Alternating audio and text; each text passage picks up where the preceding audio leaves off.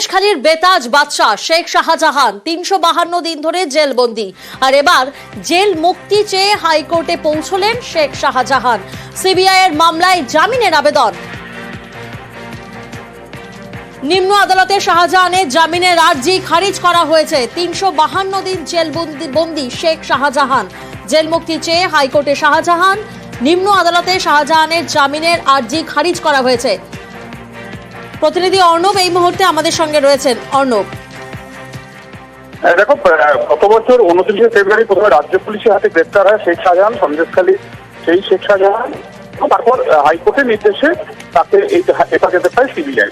অর্থাৎ গত বছর 29শে ফেব্রুয়ারি থেকে জেলেই রয়েছেন, কখনো কাস্টাডি, সেটা সিবিআই হতে পারে, রাষ্ট্র হতে পারে, আর বাকি সময়টা জেলে।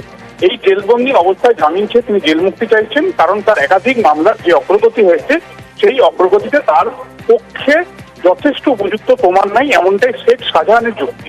যদিও একটা নয়, একাধিক মামলা, এবং সব থেকে যেটা গুরুত্বপূর্ণ মামলা ইডি অফিসারদের ওপর হামলা।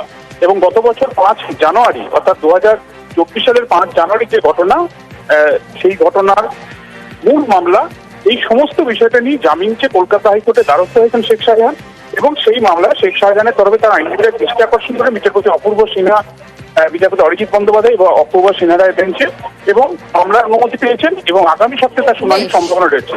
ইতিমধ্যে বলে রাখা ভালো, নিম্ন আদালতে ইতিমধ্যে শেখ শাহজাহানের জামিনের আবেদন কিন্তু খারিজ হয়েছে।